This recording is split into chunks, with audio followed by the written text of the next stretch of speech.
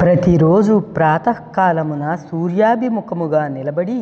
ఈ క్రింది శ్లోకాలను పఠించిన ప్రతి ఒక్కరికి ఆయురారోగ్యములు చేకూరును. ఈ శ్లోకములను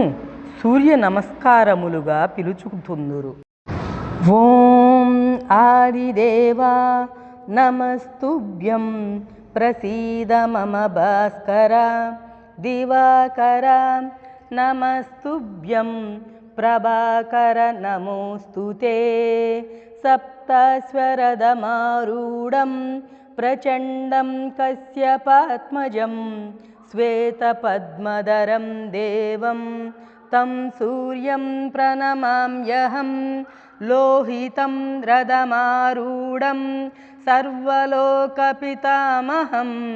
మహాపాపహరం దేవం తం సూర్యం ప్రణమామ్యహం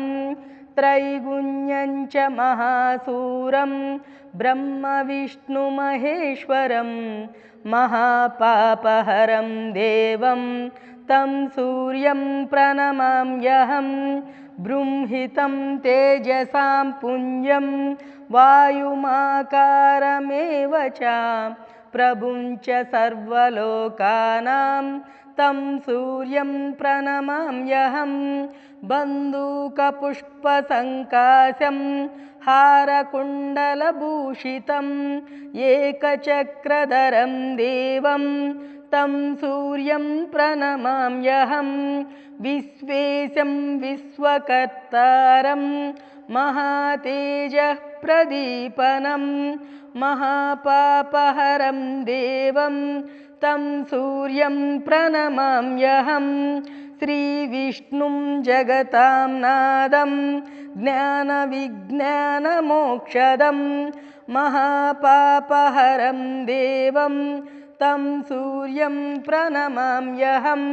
सूर्याष्टकं पठे नित्यं ग्रहपीडाप्रणाशनम् अपुत्रो लभते पुत्रं दरिद्रो धनवान् भवेत् आमिषं मधुपानं च यः करोति रवेद्दिने सप्तजन्म भवेद्रोगी जन्म जन्म दरिद्रता स्त्रीतैलमधुमांसानि सञ्चजेद्यो रवेद्दिने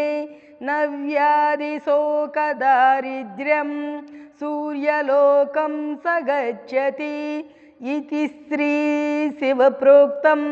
सूर्याष्टकं सम्पूर्णम्।